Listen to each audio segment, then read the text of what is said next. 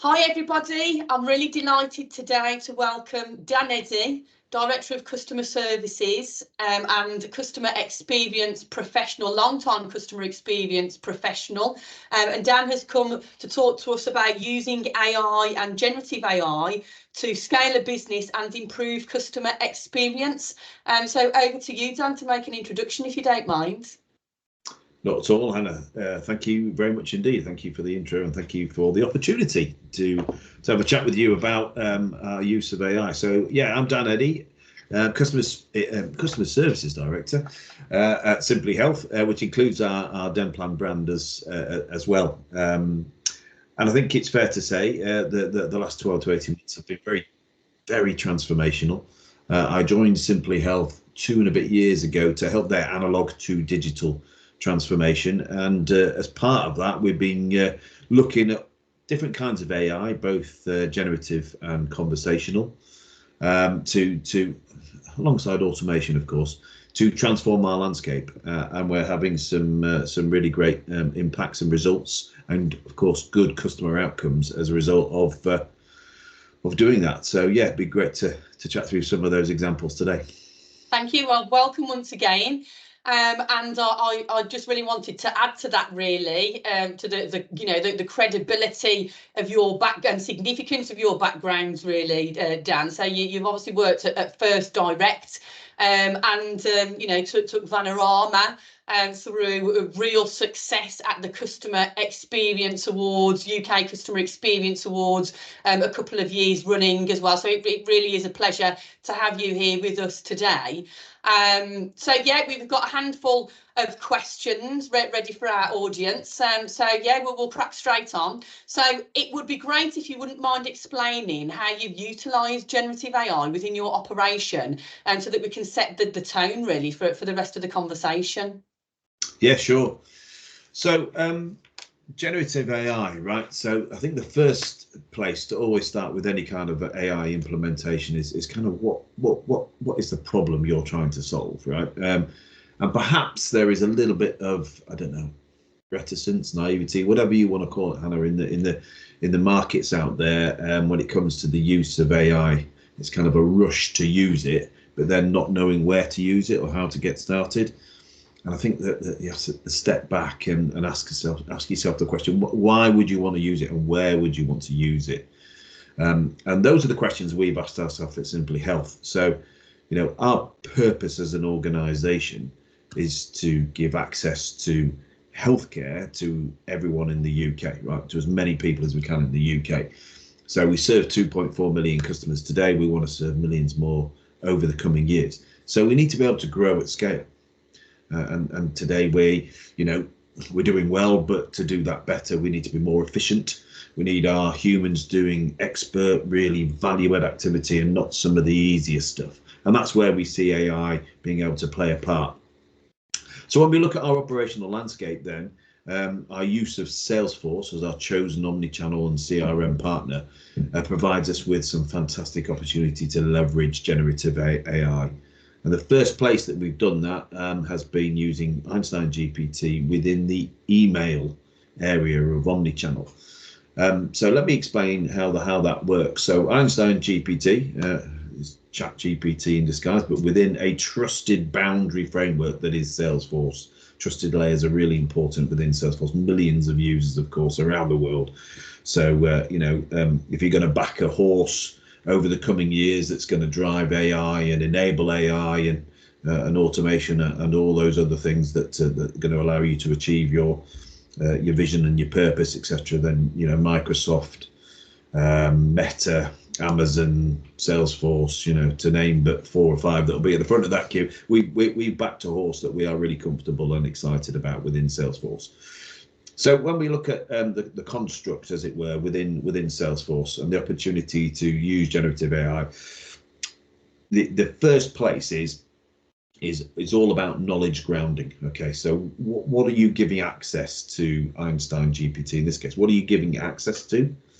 And so again, just really making this as simple as I possibly can. There's a bucket, as it were, which you can fill up of the knowledge that you want GPT to have access to.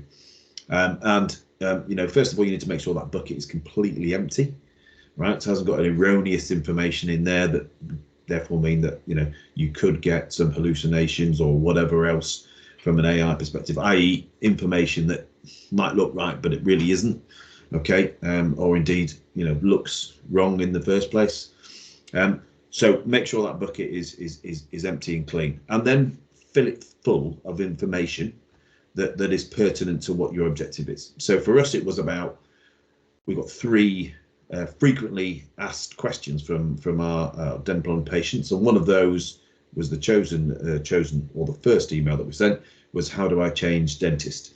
So what we did is fill that bucket full of 500 emails that have asked those 3 frequently asked questions, and we attached knowledge articles to those emails, and therefore you've got a bucket full of information that is very specific, historically accurate, and all of that's being QA'd, right, quality assured, so we know it's the right information.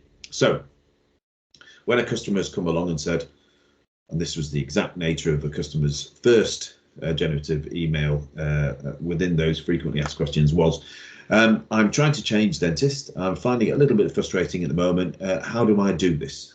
Was the essence of the email.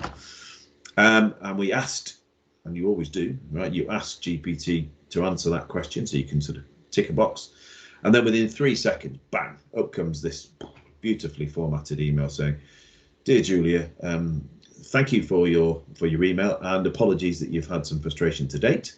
So it recognised and empathised with what the customer had previously experienced. Here is the process you need to follow to change your dentist. And there was a couple of links, and then beautifully finished off down here, nice salutation.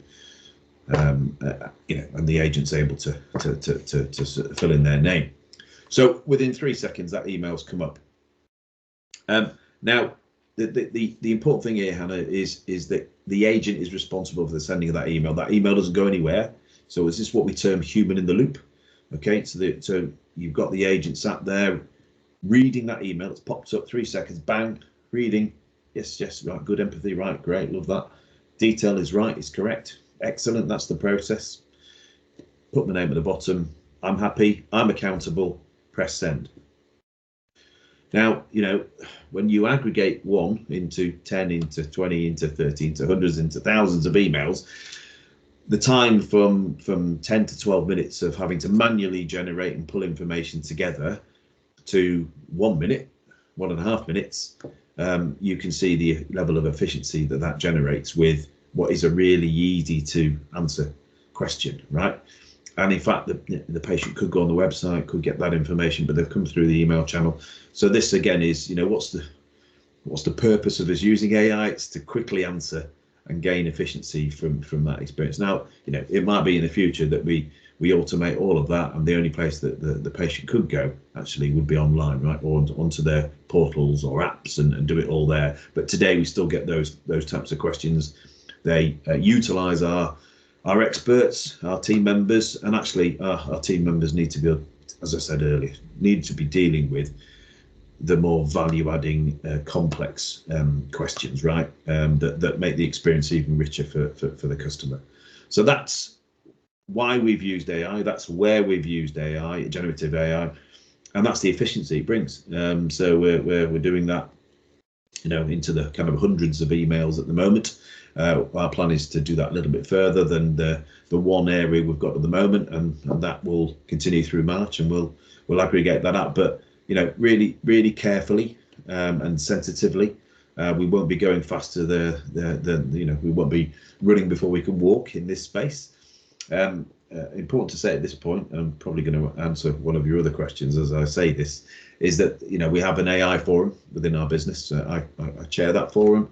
It's made up of membership of all departments in our business, not all senior levels, managers who are looking after areas, and we meet when we need to meet, very flexibly, meet once a month anyway, but we can meet in between if there's something that's cropping up that we need to meet for, and that can be, we want to accelerate the use of generative AI within Salesforce, could be for that very purpose, and we can look at the kind of ethical side of should we, why are we, and answer those questions, so we can all go thumbs up, yeah, let's go, and let's go at that pace and come back in 3 weeks' time with some data and information to tell us that, you know, everything's going the way we planned it and knew it should. So hopefully that makes sense and is quite a detailed answer to your first question. I was just going to say thanks for the whistle stop tour then around what you've been up to. No, you know, great. You know, that's really awesome. And what I really like about that is, you know, you're integrating this new fascinating technology, but there is still clearly that real people focus as well behind everything, and you know, you're really making that clear. So, I mean, how has this been received so far across your customer base, and do they realise that it's AI, generative AI, that are responding to the emails? No, they don't. And again, you know, we are, I say hundreds in here. We're not thousands in, right? But the feedback we've had so far is well, it's as good as it's ever been, right? And I'll give that some context in a minute. But we're certainly not getting any feedback saying, "Well, I don't understand this," or you know, is this AI driven or etc. Far from it. And I think the beauty of that is, you know, we've limited it to some frequently asked questions. We've got some standard replies to those. There are some key elements of it. We've given the right access or put the right knowledge in place for that access from GPT's perspective. So actually what is then delivered is pretty damn good, right? I think we've had to change 12 emails of the kind of 100 or so we've sent so far, and that's just been, you know, I suppose changing some of the grammar around so it sounds tonally and from a brand perspective more like us. But I think that, you know, there've been one or two words in each of the emails really. So you know, nothing to report back at this stage, all really positive, all really, you know, delivering on the efficiency and giving the customer the answers to the questions that they've asked us to answer. So all is good, and our CSAT results across all channels remain in a really good health, and our Trustpilot results also back that up. So there's nothing at the moment that says anything other than we're doing a really great job. Awesome, with obviously significant efficiencies realised. So great. So I know that you like this question, especially the wording within it. So because you've been global pioneers with this for Salesforce, that there's been a lot of interest in this implementation from Salesforce themselves and some of their other partners. So what impact has this had with other organisations and their use of generative AI?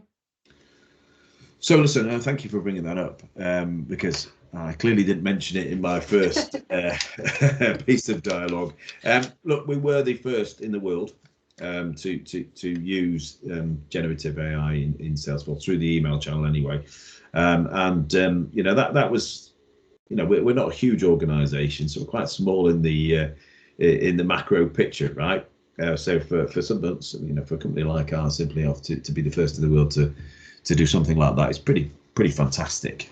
And that reflects the health of the partnership we have with Salesforce, the kind of trust that we have in that partnership, and I suppose the belief that we have in each other on the journey that's in front of us, you know, which is incredibly exciting.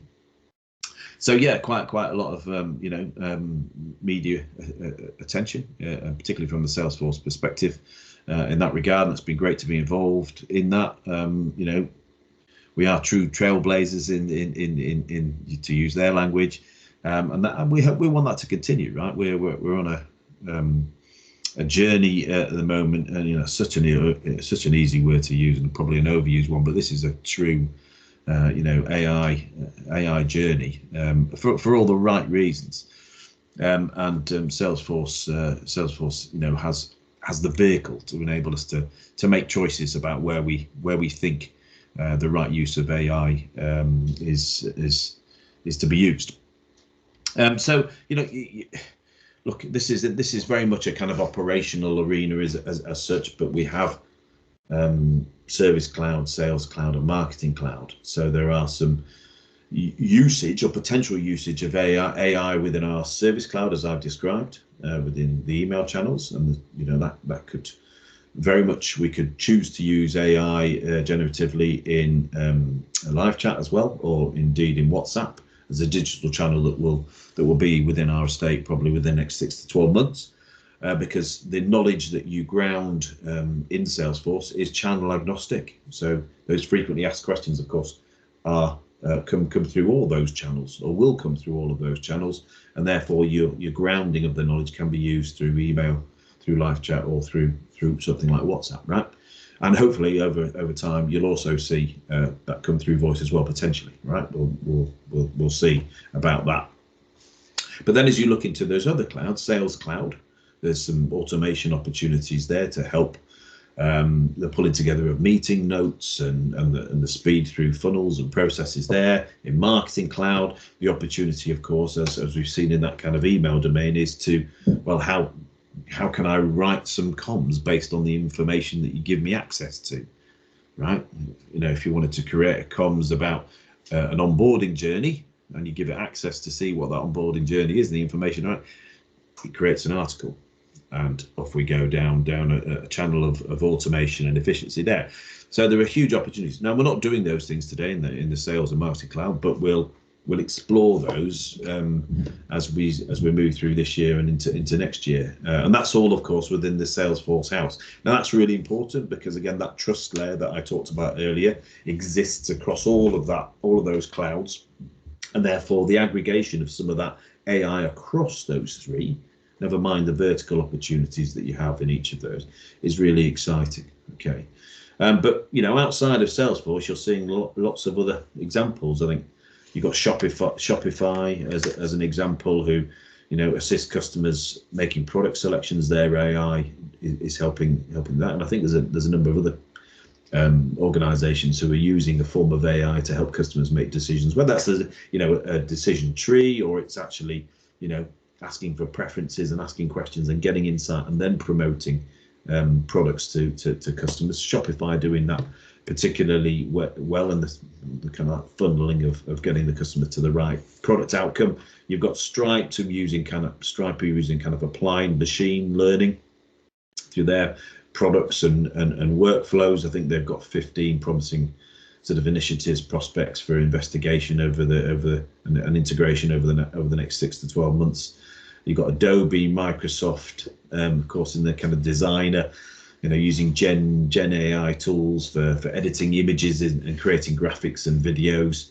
All of that's available, and anybody who's used OpenAI or ChatGPT, again, depending on whether you wanted to pay for it or not, you can generate images and all that kind of stuff. So you can see how businesses can leverage, but there's some great examples. You can Google this stuff, you can see who's using what and what examples are. And, last week I was hearing about the first generative use of conversational AI in the US, that's a leap.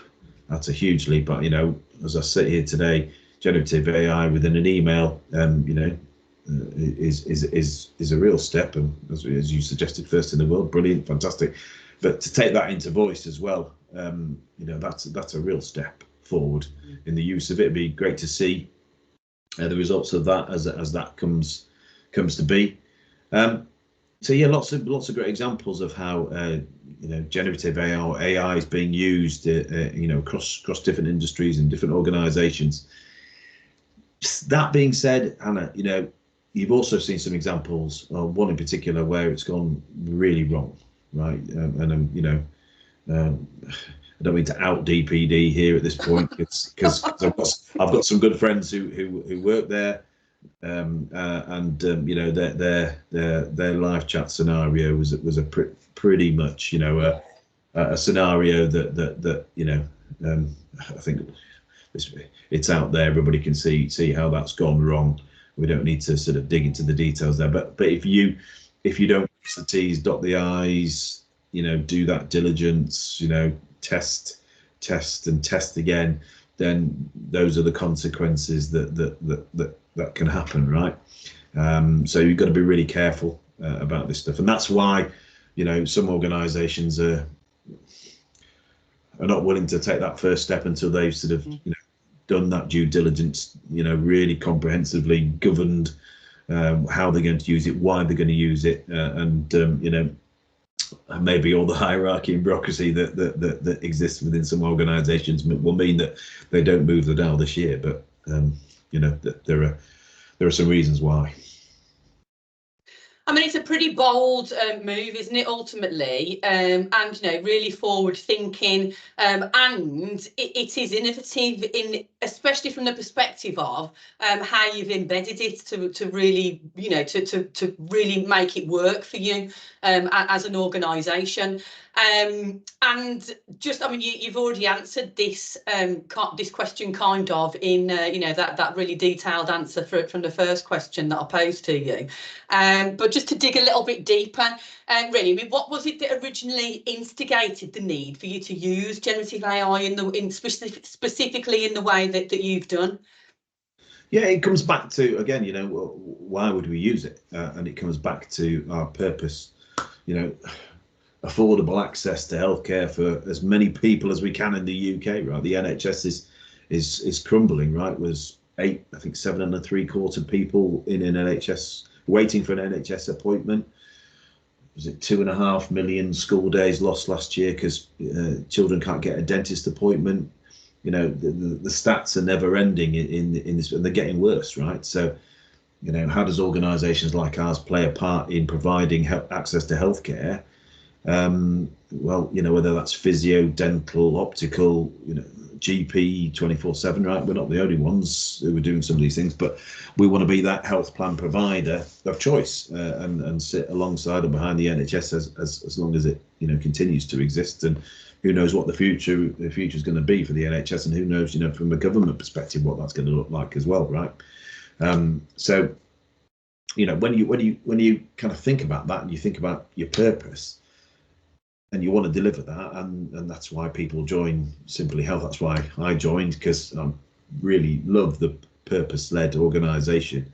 Then how do you go about that? And that's about creating the ability to grow at scale. We'll come back to that, and that means we need to be really efficient. So when we take on millions more customers, we don't have to grow in size, right? Because processes and ways to automate and the use of AI enable us to grow at millions without having to add loads of cost or indeed loads more employees to our base. So that's a good rationale. That's a great rationale to deliver on our purpose, right? Serving millions more customers. What could be more purposeful than that? And then it's about where can we get started? Where are the opportunities? And within that trusted partner that we've got with Salesforce, so I keep doing that, don't I? But that's kind of that trust layer, right? That's the trust layer in the box. That gives us real confidence about who we're partnering with to use AI in the main. Now, I've already referenced conversational AI, so we've already got conversational AI in play, which is not in Salesforce.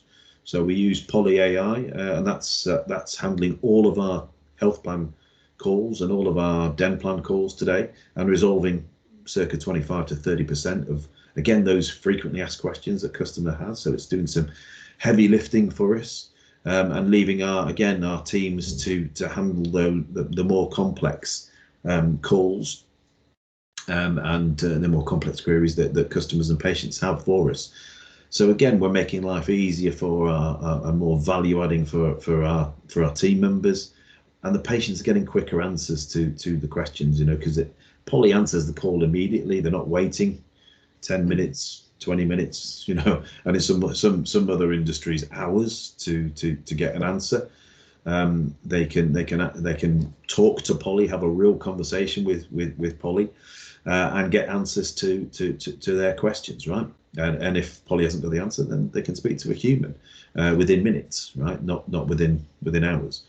So again, as you start to build out that model, and I talked earlier about channel agnostic, so suddenly it's not just emails, but through live chat and through other digital channels as well. You've got this 24/7, 365 environment happening where it could be 11 o'clock at night. You've got a question about a claim or a policy, and you can ask through those channels and get an AI generated answers to your question that solves gives you resolution and solves your problem or your issue, or indeed answers the question that you have. And you don't have to therefore wait till 9 o'clock in the morning when you're at work to ring us, right? Yeah. So it's about being more frictionless and effortless and seamless, whichever word you like, or all three, from a customer or a patient perspective. That's what we're looking for here. We've got other great examples where we're using automation. Claims automation is another one where we're, we've got 85% claims automation on our new policy platform, and that means that customers, when they submit a claim, are more likely for that to be automated, which means we get the money back in their pocket within 24, 48, within 3 days maximum, right? At a time when they need that, whether that's 50, 60, 70 quid, they need that back in the pocket, because we're all, under the challenge of costs and inflation and all those other pressures that trouble us financially. We're all under the same pressures there. So having money back in their pocket is the most important thing when it comes to claiming. So again, automating that experience and making that as easy and frictionless and seamless as possible is another area where we've seen automation and AI in terms of receipt reading happen as well. So you can see across our landscape, we're starting to give customers really good outcomes through the use of AI. And our humans, if you like, our team members, are left to do the more complex work. And all of this is bearing fruit in terms of the results we're seeing as I sit here today. If I look at one measure that sums up all of that, it's our complaints, right? How many complaints are we getting through the door and dealing with? And as I sit here, Hannah, we've got 30 complaints. That's it. That's all we're dealing with, right? Back at the beginning of last year, we were in the hundreds, in the 500s, right? And we're now 30. Wow.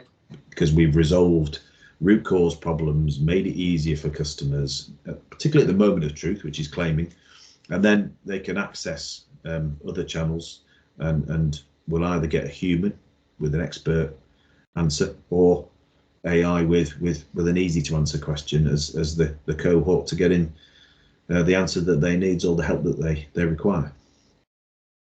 I mean, I think it's fair to say that you've been on a significant transformation journey with all of this, isn't it? And, just to tie up, I guess, our conversation, I mean, where do you go from here? What else is exciting that's on the horizon for you? Well, I suppose, I've spoken a lot about Salesforce and the use of Poly. So there are things that we are looking to do in both of those areas that will continue that journey, but we'll continue it with good governance and due diligence, right? And come back to our AI forum, which will keep us our feet firmly on the ground. So when we want to go from 3 frequently asked questions to 5 to 6 to 7, we'll go back and check in with the AI forum to make sure that's, what are those questions and what's the level of contact going to be, and how robust are the responses going to be, etc. What have we seen in the first 3 that make us feel comfortable about going that next step further? We've obviously got live chat, as I've mentioned. When do we look to use the same grounding to serve customers through that channel? So that's exciting. That's something we'll explore. And then, of course, as we launch more digital channels, will we continue that channel agnostic approach across those channels to continue to leverage the efficiency and be able to grow at scale, delivering on our purpose, of course, as we do so. In the kind of conversational AI space, we'll continue to work with Poly. Poly is now integrated with Salesforce, so we can do things like identify and verify customers now through the use of conversational AI. That again takes 40 seconds off a call. So again, enables our agents to get straight into the conversation with Mr. Davis, Mrs. Davis, right? Straight away, they know that's been done. There's a pop-up that appears, and they can get straight into the conversation. So, some of this stuff is small gain, some of it's bigger and more, kind of evolutionary, I suppose, or transformational in its nature. But there's a real excitement, exciting opportunity ahead of us. And again, having trusted partnerships, reasons for why you would use this game-changing technology, governing yourself appropriately as you step through the use of AI, whether it's generative or conversation, or indeed through just through customer experience improvement, I think is really important. Don't run before you can walk, but get started. Find a problem. Can AI help you?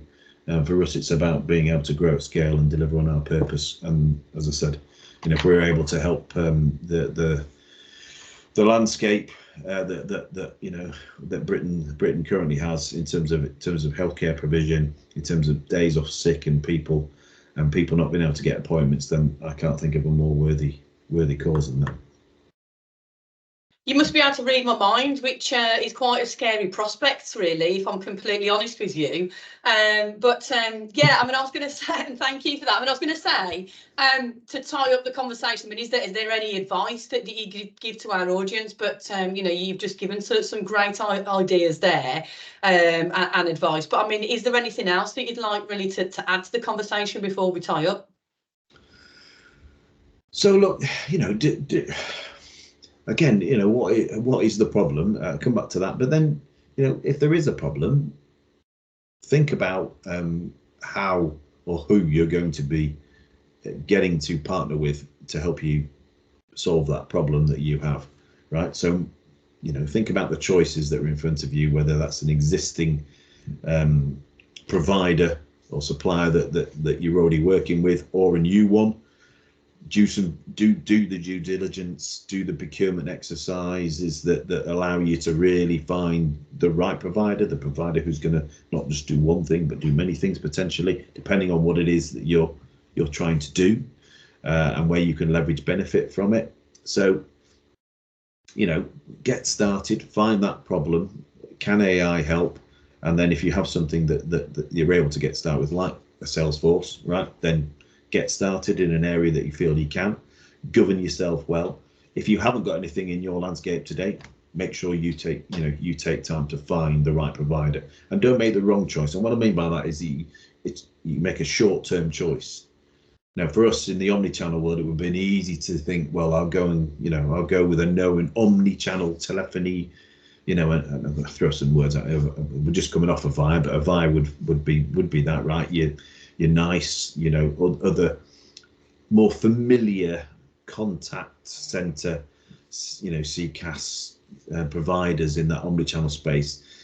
I think in 48 months time might be outdated. Will they have the power, the commercial backing to leverage AI in the way that a Salesforce, a Meta, an Amazon, Microsoft might? I don't know, but I know that those 4 or 5 will definitely have that appetite and that backing, right? So, again, do some thinking in terms of who you're partnering with for the long-term gain, depending, of course, what it is you're trying to achieve. For us, it's about purpose. For other organisations, it might be something different. Very good, excellent. Well, thank you very, very much for that. It's a pleasure, as always, to talk to you, Dan. Likewise. And I hope that the audience, I'm sure they have, found that as interesting as what I have, and have really taken some value through listening. So, thanks again. No, it's a pleasure, Hannah, as always. We've been friends for many years, so always happy to, always a pleasure to talk to you. For our listeners, if you do have any questions, if you're about to begin that journey, then feel free to reach out. Here to support, here to share information. We're not perfect, right, and not everything's gone swimmingly well, right? So there are things that the bumps in the road, as they say, right? So plenty of learning to be had along the way to share with anybody who's interested. So I'll just put that out there as well. But thanks again, Hannah. Really enjoyed that. Bumps in the road, gosh. I hope your pothole situation isn't as bad as what it is round here, Dan. But anyway, that's we could spend another 3/4 of an hour talking about that, couldn't we, really? Well, with council tax about to rise as well. Oh my goodness. Gosh, you've opened a can of worms there. Anyway, great to see you, and I'll see you soon. Okay, take care. Thank you. Cheers.